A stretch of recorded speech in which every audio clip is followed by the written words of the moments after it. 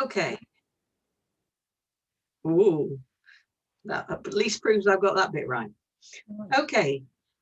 First of all, I'd like to introduce our two speakers for this evening. We've got Louise Forster, who's from Cancer Research UK, and we've got Dr. Carrie Ladd from our practice, who are going to talk to us about cancer screening. Louise is going to do the main bit, and then Carrie will come in at the end. And so Louise is going to run the rest of the session, and we'll take questions at the end of her session before Dr. Ladd takes over. So Louise, it's all down to you. Okay, thanks very much, Julie. And thank you everyone for coming along this evening and sparing an hour of your time to listen to my presentation. I'm Louise Forster. As Julie says, I work for Cancer Research UK. My job generally day to day involves working with GP practices and GP practice staff across the whole of the Thames Valley, particularly around trying to raise awareness of how we can improve the earlier diagnosis of cancer, and that includes involvement in cancer screening programmes. And so this session that I'm going to deliver to you this evening is a short session that I often deliver to some of the practice receptionists and admin staff, just really to give an overview of the cancer screening programmes and a bit of a background about why cancer screening is important. It's a session that I used to drive out to places and come and deliver this face to face, but for the last 15 months or so, I've been delivering this remotely via Teams and Zoom. And I think it still works okay. I think we still managed to get the messages across. And as I said earlier, at various points in it will be a bit interactive, and I'll have a few multiple choice questions to get you all involved, typing your answers through the chat box. So watch out for those when they come up. So I'm going to try and go through my slides now. Hopefully this is going to work. I'm hopefully going to be able to go to my next slide. Yes, here we go. So firstly, just to really set the scene, cancer is a disease where cases are rising over the years. You can see here on this graph, the grey line shows all cancers, and the blue and the pink show it broken down by male and female. And you can see from this that numbers of cases of cancer rose over the past sort of 20 years, and the dotted lines show where we project this to go to in the next 20 years. And we're anticipating to see a 2% increase in the incident rate between now and 2035. And I think Macmillan as a charity have put out the statement that for any of us born after 1960, I've got a 1 in 2 chance of developing cancer at some point in our lifetime. So sadly, it is something that's on the increase. And a lot of this is because we are an aging population. We have an aging population now who are surviving some of the illnesses that used to kill people prematurely. And one of the main risk factors for cancer, sadly, is the one we can do least about, and that is getting older. So we do find that we are seeing increasing numbers of cases over the years. The good news is that cancer is quite survivable nowadays, and we are currently seeing over 50% of people surviving a cancer diagnosis beyond for 10 years beyond that diagnosis. And from Cancer Research UK's point of view, our ambition is to see more and more people surviving a cancer diagnosis, so that it becomes more of almost a long-term disease rather than always something with a poor prognosis. And we are always approaching this in 2 ways. I'm sure you're all aware that Cancer Research UK does a lot of research into better treatments and cures, and so we do a lot of our money gets spent on trying to find good cures for cancer to promote that survival. But the other side of the cancer picture that we look at is trying to improve the earlier diagnosis of cancer, because I'm sure you're all aware that if a cancer is diagnosed earlier, before it has chance to spread, then the chances of survival from that cancer are much greater. And that's shown quite clearly in this infographic here, where we see if you have a lung cancer and it's diagnosed at stage 1, so at an early stage before it's had chance to spread, you have an 8 in 10 chance of surviving that diagnosis beyond a year. However, if it's diagnosed late at stage 4, when it's had chance to spread, that option of survival rapidly decreases. Similarly for bowel cancer, if it's diagnosed early, there are really successful survival chances in bowel cancer. But similarly, if it's diagnosed late, the survival chances go down a lot. So one of the things we are very focused on is trying to improve the earlier diagnosis of cancer so that we can see better treatment and survival of those cancers. And so that's what a lot of my role is around, is really trying to encourage the earlier diagnosis of cancer. And one of the key ways of encouraging the earlier diagnosis of cancer is the use of cancer screening. So that's what I'm going to be speaking about for the next about 20 minutes or so. I'm going to be giving you a little overview of cancer screening programs, why they're important, how they can improve the earlier diagnosis and therefore improve survival and better treatment and survival options for cancers. So going on to my next slide. So yes, so what I'm going to talk about now is a little bit more about cancer screening, why it's important, why it can save lives, and why it has a really important role to play in the earlier diagnosis of cancer. So I'm going to ask you, I did say I'd be asking you a few questions along the way. So here's my first question for you all. Do you think this is true or false if I say to you that screening is for people without any symptoms? So is screening for people without any symptoms? Do you think that's true or false?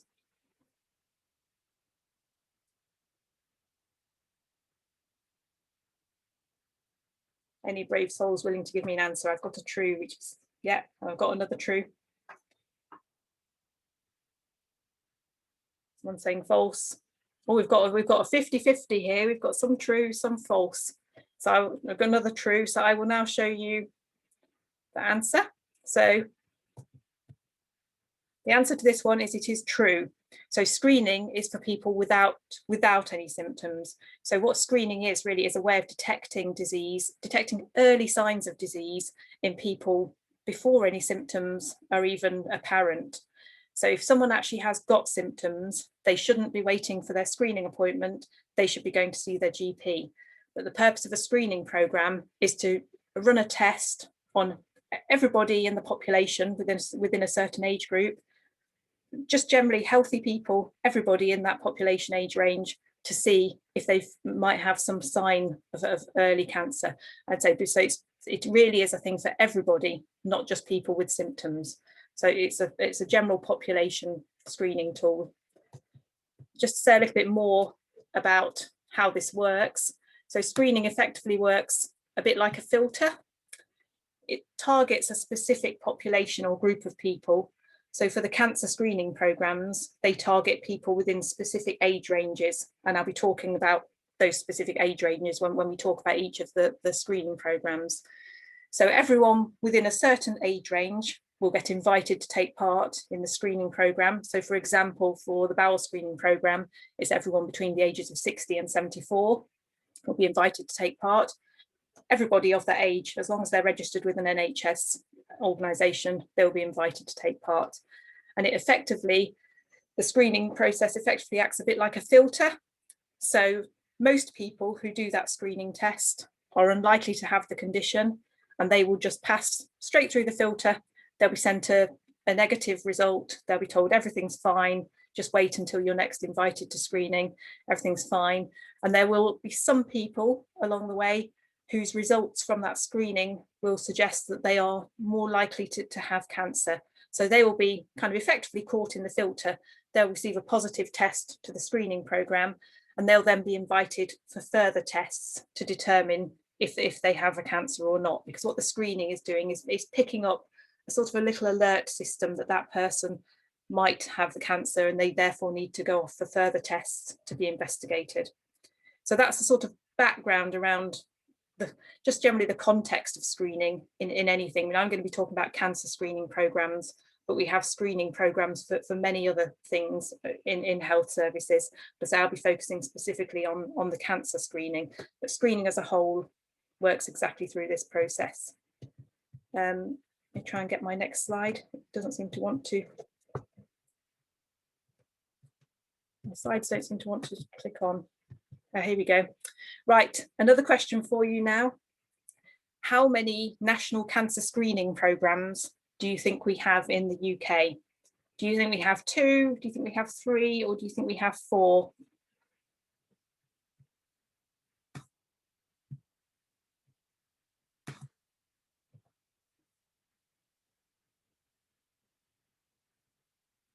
I'm getting some answers coming through. I've got some 3s, I've got 4, I've got 2, got 4, getting a nice mixture of answers here. Anyway, anyone else want to put an answer forward?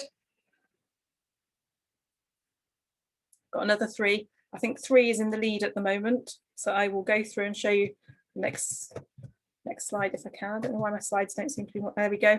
So the answer to this one is we have 3 national cancer screening programmes in the UK. And the 3 that we have are shown here. We have a breast cancer screening programme, a cervical cancer screening programme, and a bowel cancer screening programme. Sometimes people think we have 4 cancer screening programmes, and often when people think we have 4 cancer screening programmes, the 4th one that they're sometimes thinking of is prostate. And sadly, we don't have a prostate cancer screening programme, but what we do have is a test called the PSA test, which people who have symptoms can go and see their GP and be offered that test. But that test isn't offered to everybody of a certain age range, so it's not actually a screening programme. So for something to be a screening programme, it has to be offered to everyone within a certain age range, to the whole population. So say for prostate, if anyone thought we had a prostate screening programme, we don't. We just have a diagnostic test which can be used in specific circumstances, but it's not rolled out as a national screening programme.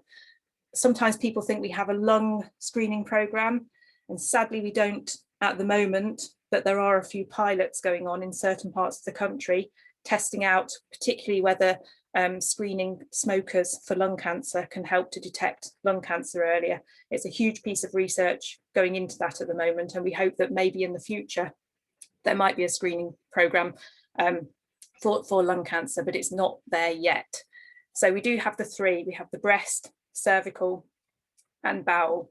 And what I'm going to do now for the next few slides, oh, actually, no, I think I've got, let me find my next slide. Here we go. So in order for something to be rolled out as a screening programme, it has to pass certain requirements. So it has to be, it gets reviewed, they get reviewed by the National Screening Committee, and they make recommendations on screening programmes. And for a screening programme to be introduced nationally, it has to meet these certain requirements. So it has to firstly be accurate. We can't have a screening programme that goes out that gives people inaccurate results, because these are things going out to the mass population, and it would cause chaos if we had lots of false negatives or false positives. So they have to be proven to be very accurate. They have to be acceptable to the public. So they have to be involve something that generally the public are willing to participate in. They have to be cost effective. So we can't have screening programmes that cost millions of pounds per life saved. They have to be something that's actually proved to be cost effective. And ultimately, they have to be proved to be doing more good than harm at a population level. And that's all around making sure that the benefits outweigh the risks to that screening programme. So there's a lot of thought that goes into something being rolled out as a screening programme. So these 3 that have been rolled out have all been through this scrutiny and meet these certain requirements. And before any other screening programme is rolled out, they would also have to go through meet these certain requirements. So what I'm going to do now for the next few slides is spend a few minutes on each of the screening programmes, just to give you just a little bit of overview of them. So who's invited to them, what they involve, what the results show, and so on. So I'm going to start with bowel screening. So just a little bit of background about bowel cancer. It's the 4th most common cancer in the UK, and accounted for 12% of all new cancer cases in 2015, and increasing possibly even now. So it is really a fairly common cancer in the UK. And we see approximately 16,000 bowel cancer deaths per year, and that's approximately 44 every day. Again, that's from data from 2014 to 2016. The good news is that 57% of people survive their bowel cancer for 10 or more years. And often these are people where the cancer has been diagnosed early, where there's better treatment options, better survival options. And more than 50% of bowel cancer cases are thought to be linked to various modifiable risk factors, such as diet, weight, activity, and so on. So it is one of the cancers that is possibly one of the most impacted by lifestyle choices. So just to say a little bit about the actual bowel screening process. So this is the only one of the 3 screening programs that's open to both men and women. When I go on to talk about breast screening and cervical screening, or quite obviously you'll see that they're only females invited to those, but bowel screening is for men and women, and they're invited every 2 years from when they are 60 up until they are 74. And just to also say, people often say, you know, if I'm over 74, does that mean I'm not part of this anymore? But anyone over 74 can still request a kit by calling the hotline number, which is with a helpline number, which is mentioned here. And indeed, also anyone aged between 60 and 74 who may have received a bowel screening kit in the post and thrown it away, deciding they didn't want to do it, is also at liberty to call this line as well and request a replacement kit. So if any of you maybe haven't done it but decide you do want to do it, or if you know anybody who's chosen not to do it but decides they do want to, it's very simple. You don't have to wait for the next 2 years to go to receive your next kit. You can very easily call this number to request a kit. So what does the kit involve?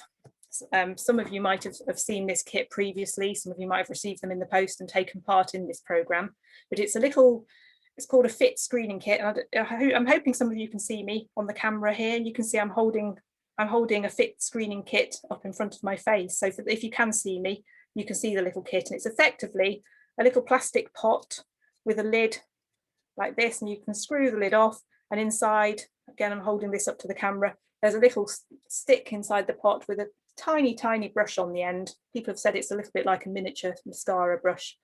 And what people are asked to do is, when they receive this kit at home, to collect a sample of poo and then use this little stick just to collect a tiny amount of it on the end of the stick, pop it back in the container like this, and then pop it in the envelope. You receive an envelope with this kit, pop it in the envelope and pop it in the post. And that might seem a bit of a strange thing to be doing, popping a sample of your poo in the post, but it's quite a normal thing. And every day, the bowel cancer screening hubs receive thousands of these completed kits. So every day, there are many of these completed kits being sent here, there, and everywhere in the postal system. So it might seem a strange thing, but it's actually not strange at all. It's quite a common thing, and there's lots of them in the post at any given time. Just to say what this kit is actually doing. So you would send this kit back in the envelope.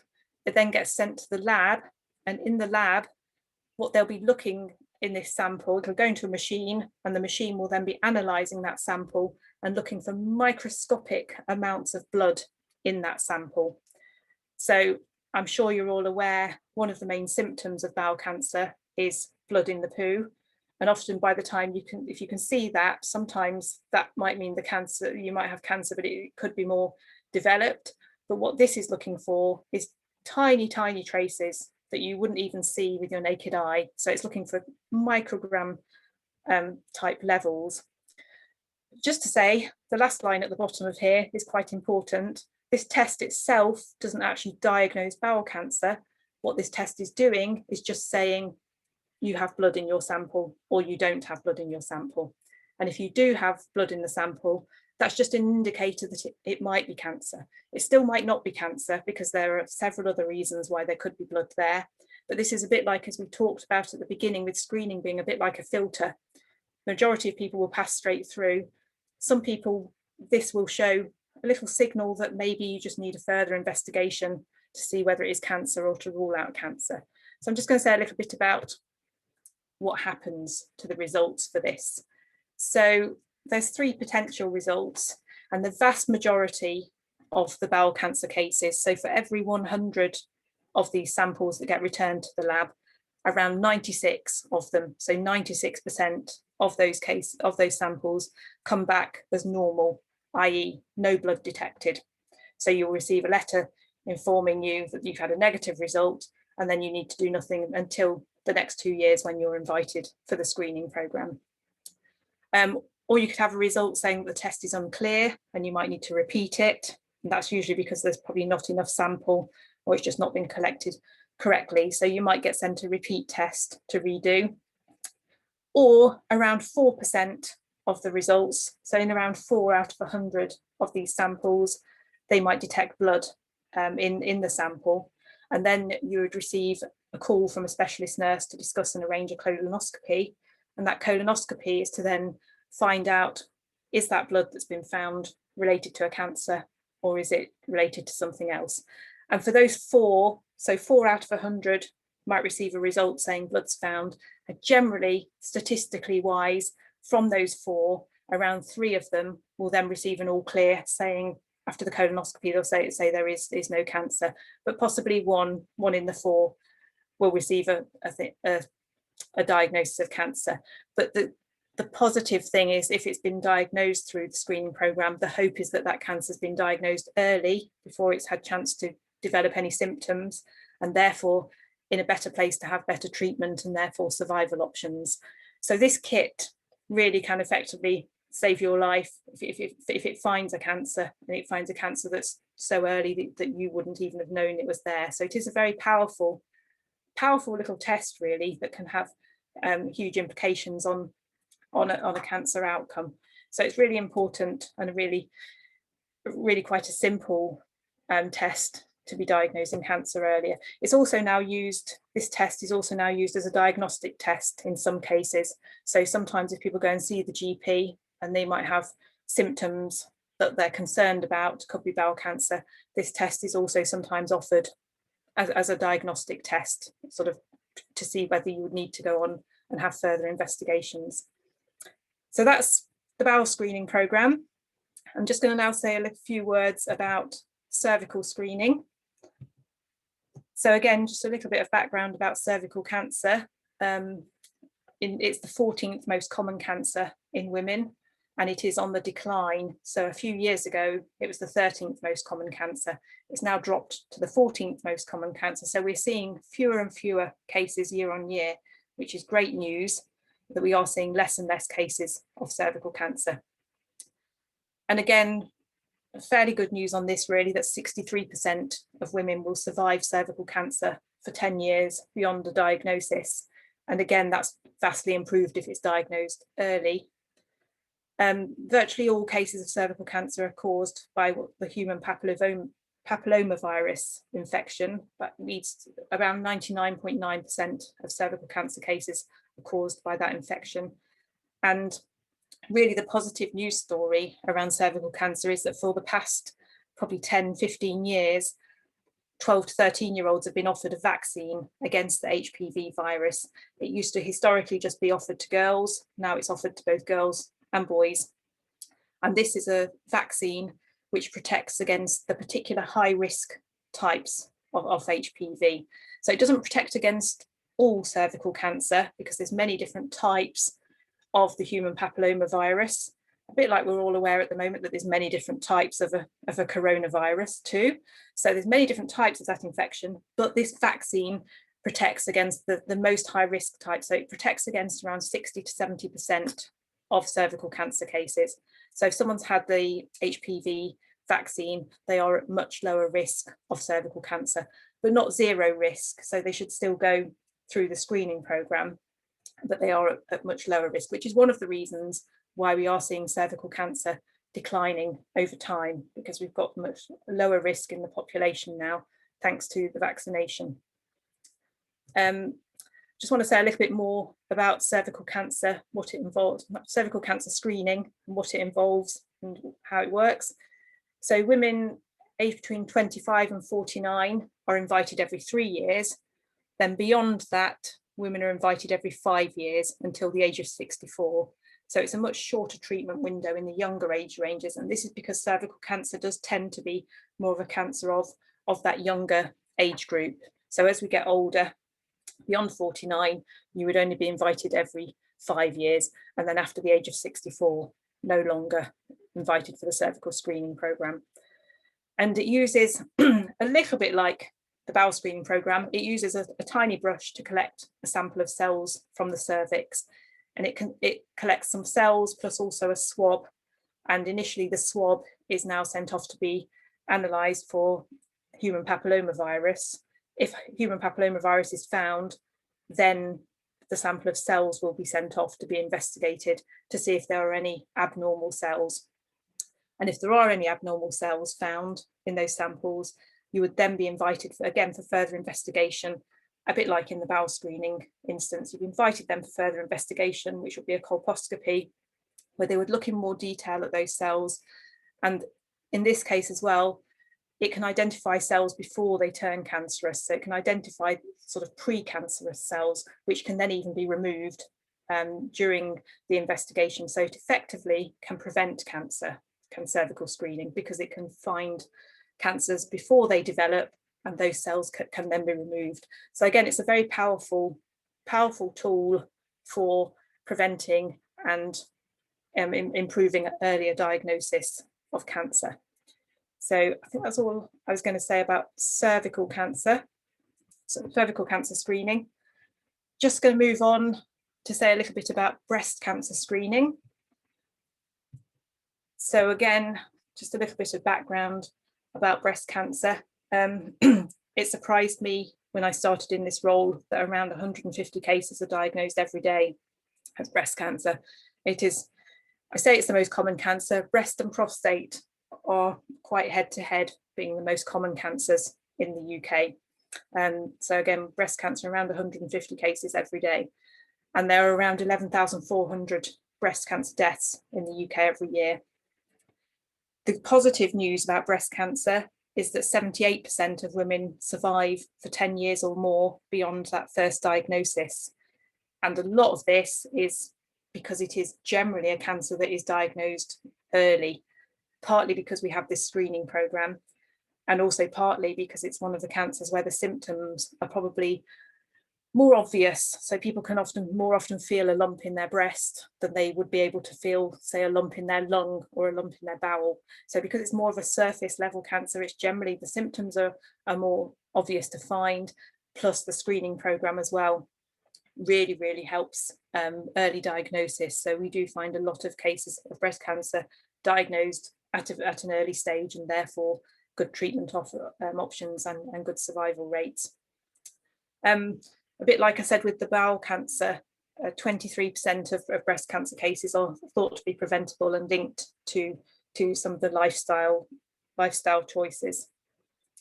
So just to say a little bit about the breast cancer screening programme. It's for women aged between 50 and 70. But again, a bit like with the bowel screening, if you're over 70, you can self-refer by calling the local screening hub. I think that service was put on hold a bit during COVID when everything stopped, and I'm not sure if that's up again, but it used to be, certainly before COVID, that was an option for self-referral as well, over 70. And people are invited every 3 years for breast screening. In some areas, people might get invited at between 47 and 73, because some areas are part of a research study where they're checking out whether inviting people slightly earlier can have impact on improving the survival rates to breast cancer. Julie's just popped me a question in the chat box. Can women get breast cancer before the age of 50? They absolutely can. The screening programme starts at 50 because that's the age where it starts to become more common, but certainly women before the age of 50 can get breast cancer. And that's why it's also important, as well as being aware of the screening programme, it's also important for people to be very aware of symptoms. And if you've got symptoms, to go and see the GP. So obviously people under 50 can get symptoms, and then they would be able to go and see the GP and then be referred on a cancer pathway to go and be further investigated to see if that is a cancer or not. So just because the screening programme starts at 50 doesn't mean that under 50s can't get it. Similarly with bowel cancer, the screening programme there starts at 60, but people under 60 do get bowel cancer as well.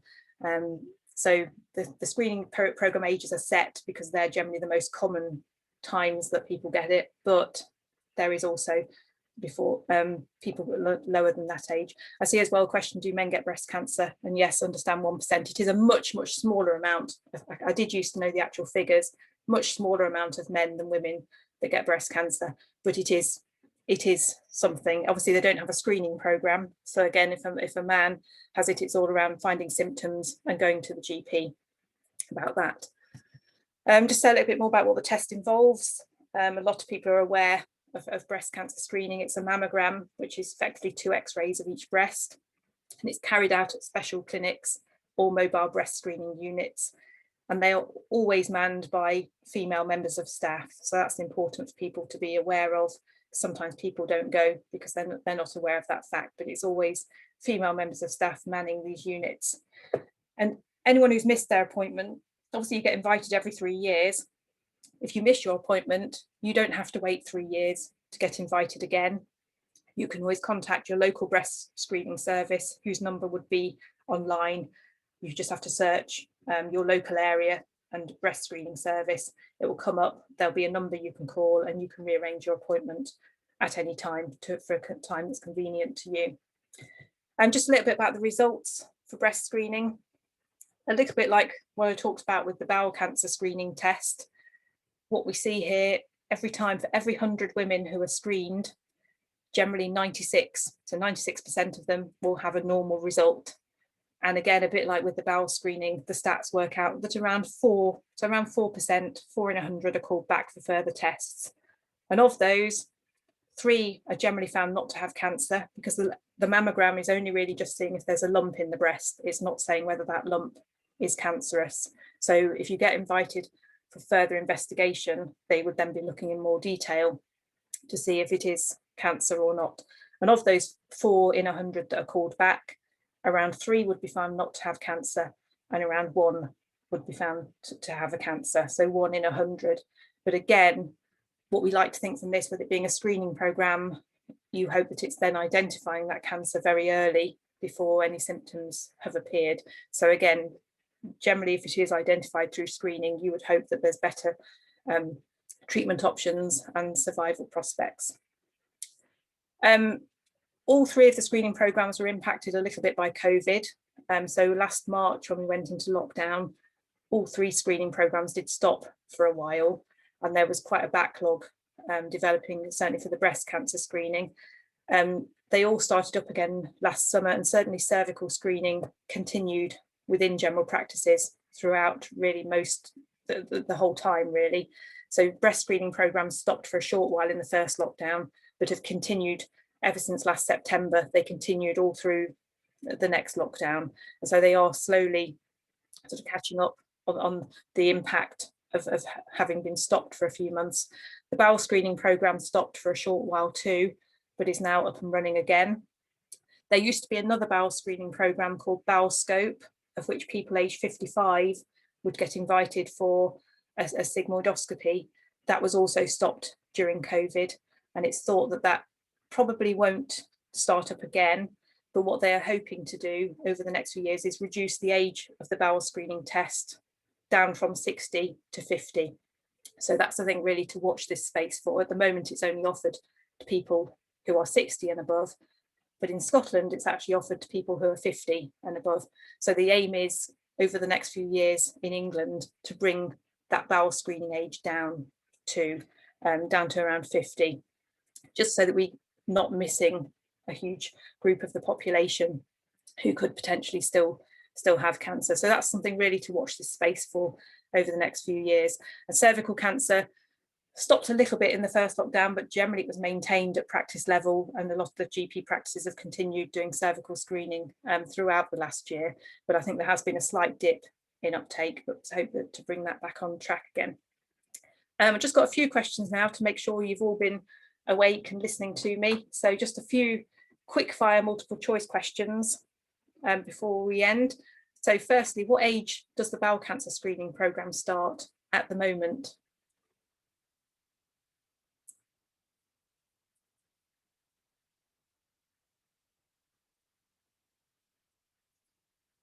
So I've got someone answering 60 for this one. I've got a few 60s. I've also got a question that I will come back to in a second. Yeah, you've all got this one. The correct answer for this one is, yeah, 60. Someone's asked a question there. Just let me go back up to that question about, is it offered to people with family history earlier than 60? If people have got family history, they can go and see their GP, and in some cases the test could be offered as a diagnostic test in those cases. So for the general population, it's offered at 60. Family history is more an issue to take to the GP and discuss, and there can sometimes be options where it can be offered as a diagnostic test in those cases. So you've all got that one right with 60. It's 60 now. We are hoping it might go down to 50 at some point, but that's just really, it'll happen hopefully over the next few years. So one to keep an eye on. My next question. So women of the younger age group between 25 and 49 are invited for cervical screening every 3 years, every 4 years, every 5 years. Yeah, I'm liking this. This shows you've all been listening to me, getting lots of threes, and that is yes, the correct answer. Every 3 years for that younger age group, and then every 5 years for the older age group. And then my final question here. So the bowel cancer screening programme, the FIT test that I showed you all on the camera, what is that looking for in the poo? Is it looking for cancer cells? Is it looking for blood? Is it looking for polyps? Yes, lots of answers here. Perfect answers here. Blood. It's great. So that's pretty much all I want to say, but just for the last couple of minutes, I just want to get you all getting your thinking hats on and put me some ideas in the chat box around what do you think stops people taking part in the screening programs. So for all of these screening programs, we generally see around between 70 and 80% of people take up on the breast and cervical screening, and between 60 and 70% of people take up on the bowel screening. So it means we always have a sort of 30 or 40% of people who don't take up the offer of these tests. So really just to get some ideas from you, and on my next slide, I've got lots of reasons why people don't do screening, and there are lots of reasons, but just see if I can get some ideas from you, either put them in the chat box. In fact, yes, put them in the chat box, and anything that you think puts people off all 3 of the screening programs. What are the main reasons that you think hold people back from taking part? And we'll discuss your answers, and then I'll show my next slide. Fear, absolutely, is one of the biggest barriers. People are fearful of doing the screening test. They're fearful of what the results might show. They're fearful of whatever the next steps for investigations are. So there is a lot of fear potentially holding people back. People thinking it can't happen to me, absolutely. People thinking it's not relevant to me, this screening test, that's not for me. I've got no history of this disease. It's been sent to me accidentally. I don't know why they sent me this test. It's not for me. So that is another barrier. Someone's put embarrassment. Absolutely. For each one of these screening programs, there is absolutely some level of embarrassment factor. People thinking they're fit and healthy with no symptoms, and they don't feel the need, and therefore you don't see the relevance, and yet not knowing how common the cancer is. And I think as well, not knowing that if they do get diagnosed through screening, they've potentially got a better out. That's exactly what I was just going to say. You've just got exactly taken the words out of my mouth there. So maybe not understanding that earlier diagnosis can often mean a better outcome. So sometimes people think, oh, I don't want to know, or I don't want to know until I have to know. But then if you wait that long, then sometimes the outcome can be worse than if you knew earlier. So I think that fits in a bit with the fear element as well. So it's around sort of fear and misunderstanding. Any other barriers before I show you them all on my next slide? Because there's still probably a couple that you've not got here. But I will go on to my next slide and show you all of the ones. So the first one, you definitely got this one. A lot of people said, so misunderstanding the relevance. So thinking it's not for them, thinking I'm at low risk of this, I don't need the screening. It's irrelevant because I haven't got any symptoms. I've got no family history of this cancer. This screening test just isn't relevant for me. So that is one of the main barriers. And this is one that you definitely all picked up on in the chat box. Fear, and that's fear of cancer diagnosis, fear of what the next tests might be. A lot of fear around these things. A lot of you mentioned these things, the test itself. There's embarrassment factors really to all 3. People have fear of pain. They maybe hear of people who have had the screening and they've said it's painful, and then rumours get passed on, and there can be sort of fear of the unknown. They can be social taboos as well around some of these screening programs. This is one that people didn't pick up on in the chat box. So just some of the practical barriers. So competing priorities, people might be really busy and just can't make their appointments. And we often find this particularly in cervical screening for the younger age group. They might be very busy people with jobs and young children, and it's finding that time the time to take the time out to go into the surgery to have a screening done. So I think just general busyness, and maybe just thinking, oh, I'll do that some other day, putting it off. So that's another barrier. Inconvenient appointment times and locations. I've met people who have struggled to get to the breast screening vans if they're relying on public transport. So I've met someone who said it would take her 3 buses to get to the breast screening van. And that was a barrier that I'd not necessarily considered, but there are, you know, some of these real practical barriers sometimes to people getting to locations to have these things done.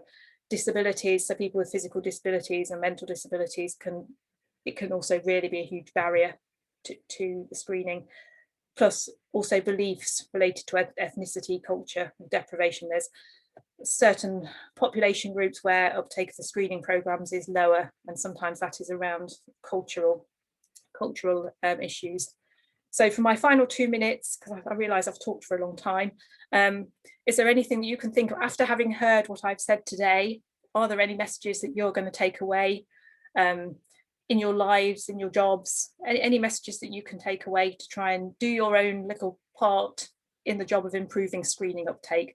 My job is generally all around trying to improve screening uptake. So when I've delivered a session like this to yourselves, it's just great to know if there's anything you've taken away from it that you can do to play your little part in helping me do my job. Someone's asked how long have these programs been offered? A lot of them for a long time. I don't know the actual number for that. I think the bowel screening program has been around for around 15 years. And I think the breast screening and cervical screening programs have been around for longer than that. But I can find out and get back to you. Oh, Dr. Carrie Ladder said this seems perfect segue, Louise, to what I was going to say. So I'm happy to hand over. I'm happy to finish here and hand over to, oh, someone said get tested, even if, yeah, if you can all tell your friends and family to do the screening programs. I think that's the one key thing you can take away from this. Pass on the messages I've told you today, pass it on to family and friends. And if you've now been convinced about the importance of screening, sell that convincingness to other people as well. You'll talk more about screening after this talk. Good. I spend all my days talking about screening. I like to know that other people are going to go out there and talk about screening too, particularly bowel screening. People never talk about bowel screening. I talk about it all day, every day, but most people do the bowel screening test, send it off, never talk about it again. Whereas if you could all tell your friends if you've done the bowel screening test, I think if we start to normalise it, it will become more of a thing that people get involved in. I think often we don't talk about screening enough. But I've talked lots about screening, so I'm going to stop now and hand over to, there's my contact details there if anyone's got any questions they want to ask me after the talk, but that's me done. Thank you very much, Louise. That sounds really interesting, and I shall be talking about it to everybody. Good. If you could stop sharing your screen. Oh, yeah. Let me stop sharing. I just want to say thank you everyone as well for getting so involved in the chat box. That's really great. It makes it so much more interesting for me when you're talking to me. Oh, now I'm not sharing my screen. I can see you all now as well, and that's great. I will now, before we get to the proper thanks, I'll ask Dr. Ladd to link it back to what happens here in Wantage. Yeah, fantastic. Well, thank you again for inviting me back to join you for these Zoom talks, and a massive thanks to Louise. That was really helpful and informative. And although we're a fairly select number now, for Louise's benefit, as much as everyone else on these talks are linked on our Newbury Street Practice website, and we know that they get a much wider viewing than actually when we're going live. So really useful information to share with our patients. So thank you. So I've got really a couple of things to say, but I think the first thing that follows on really well from what Louise was talking about was the uptake of screening. And actually, as part of our Wantage Primary Care Network, which involves both the practice I work in, Newbury Street Practice, and our neighbouring practice, Church Street Practice, we've actually done some fantastic work on an area called population health management, which is where we target a smaller cohort within our population. And actually the project is not quite finished yet, but the results are really encouraging, because we've actually identified that men aged 65 to 75, we want to try and increase the uptake of bowel screening. As Louise said, it's not as good as perhaps it could be, and we're actually identifying this patient cohort, offering them a one-to-one phone call with one of our team that's had extra training. and really exploring those barriers that we've talked about and how we can try and overcome some of those barriers. And as I say, it's not yet published, the results, but actually from what we can see, it looks really encouraging that that phone call with one of our team can make a real difference into persuading people to have the test. So that's a project that doesn't happen in every area, and I think a lot of people are interested in the results. So hopefully we can share them with you when it is all published. So that was one thing to say. The other was that Julie asked me to explain to the group exactly what happens if somebody presents with a symptom suggestive of a cancer. And we've talked a little bit about a few different cancers, and perhaps if I can talk about breast cancer, if that's okay. What would happen if a lady has perhaps found a lump? Often they phone us fairly quickly because it worries them, and actually they would phone the practice and let the reception know they might have found a lump. The receptionist would put them on the GP list for that day, so they would get a same day call back. And actually, if I spoke to that lady, I would ask them to come Harry, down. Yes? Can I just interrupt a minute? You're breaking up a bit, so if you talk a bit more slowly, we might be able to get it all. Oh, right. Okay, apologies for that. Is that any better? It is at the moment, yeah. Okay, all right, I'll try and slow down. So if the lady presents with a breast lump, they would phone our reception, be offered an appointment on the same day with their usual GP or one of the other GPs. I would talk to that patient on the phone first, take some details, and then ask them to pop down later in the day, confirm that they're feeling what I can feel, and talk to them about the process, which would be to refer them to our 2-week wait breast clinic. Now that form is completed the same day. Our secretaries send it off either that day or first thing the next morning, and we always send a text reminder to the patient to say, we've done this, if you haven't heard in 2 weeks, let us know, and signpost them to some information that they can look up online. The referral is received by the hospital, and actually in Oxford they get a call back pretty quickly, within just 24 to 48 hours, I believe is the target, offering that patient an appointment, and then they get a letter to confirm that that's all been arranged. In Oxford they do at the moment manage to see our patients within 2 weeks, and that's fantastic. And it is generally a one-stop shop, although if they're seen very late in the day they might have to go back for a second visit. But usually the patient will be seen by one of the breast team, have a history taken, an examination, and then a test such as a mammogram or possibly an ultrasound.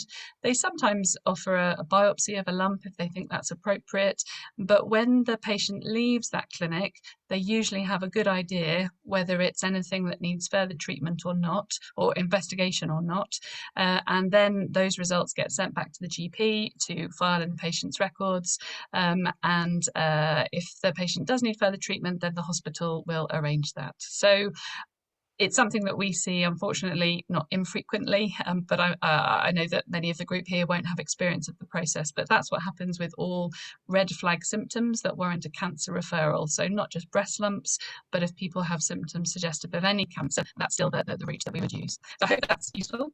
The final thing I just wanted to stress, if you can still hear me okay with the reception, is that the pandemic, has it gone again? Start again. Start that last okay. again. So the pandemic has refocused all of our priorities, but what I think it's done in this area of my work is it's made assumptions about other people's priorities. So I've had a number of people over the last few months that have been worried about a symptom but didn't want to bother me because they thought I had more important people to treat, more poorly people to treat. And actually we really need to change that conversation so that if a patient has a symptom they're worried about, they absolutely contact the practice and we can talk to them about whether it's something we're worried about and what we need to do about it. So that was probably the final thing that I wanted to share, and I'm sure, Louise, you're nodding there. I'm sure that's sentiments that you'd echo. Yeah. Okay. Yeah, we're seeing a lot of generally across the whole country, nationally, there is a picture of, there's been a lot of people maybe not coming forward with symptoms through the pandemic, and so we're generally from Cancer Research UK as well, our perspective is really to be encouraging people if they do have a symptom to not hold back from seeing the GP because of the pandemic, and really try to get back on top of, you know, sort of normal people coming in to see GPs as normal again. Okay, yeah. I have now asked everybody that if they want to ask a question, they can unmute themselves and ask the question. But while they think about what their questions are, I want to thank both of our speakers tonight. Louise, that was really interesting. And I am definitely much more clued up on what all this screening is all about, not just for me, but for all my younger relatives who really ought to be aware of these, because it happens to anyone. So they need to be aware, they need to make sure that they participate if they're given the opportunity. They also need to be aware that if they get anything any younger, I know one of my cousins got breast cancer about the age of 25, that it can happen to them. And she didn't realize what it was and didn't think she could get it at that age. And I just think it's really important that everybody knows that it's very easy to check your breasts, and you ought to be doing that and contacting your GP if you have any problems whatsoever. So thank you very much to both of our speakers. I think it's been a really interesting evening, and we need to get this video up online so that everybody can share it as much as they can. So anybody got any questions? Oh, no, I think everybody's already asked the ones they had. So thank you very much for attending, and thank you very much to our two speakers, and share this video as soon as it gets up there. Thank you. Thank you. Thank you. Thanks, everybody. Thank you. Yes, thank you, Louise. Thank you. Bye. Thank you. Thank you.